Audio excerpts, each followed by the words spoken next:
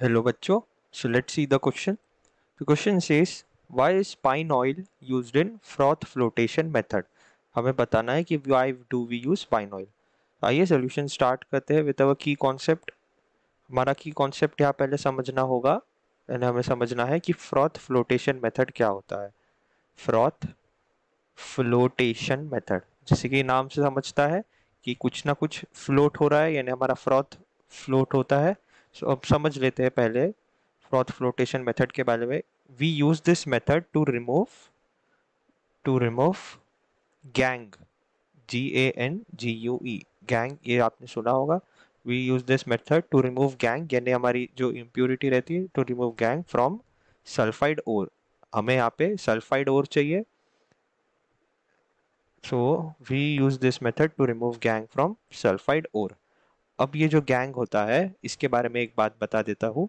This gangue is hydrophilic यानी it loves water.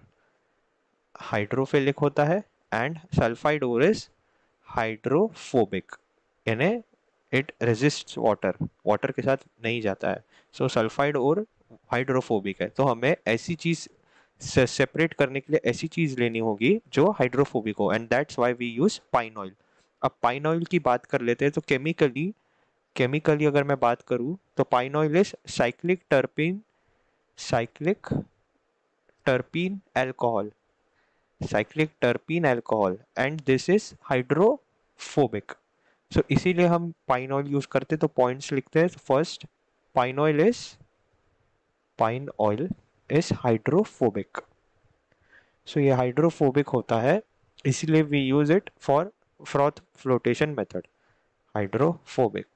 सो ये अगर हाइड्रोफोबिक होता है सो देयरफॉर इसीलिए particles of metal sulphide ore जो हाइड्रोफोबिक थे, मेटल सल्फाइड ओर जो हाइड्रोफोबिक है, they get wet, they get wet by pine oil.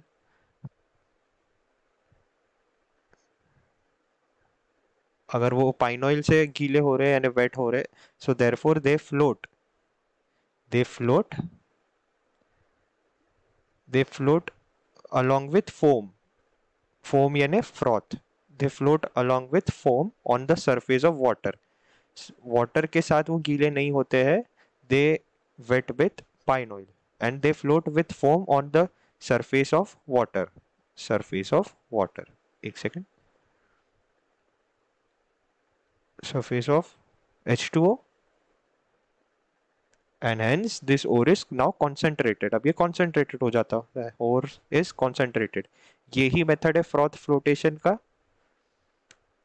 So hence we have told you, I have told you that why we use pine oil in froth flotation method. So I hope you understood this well. All the best.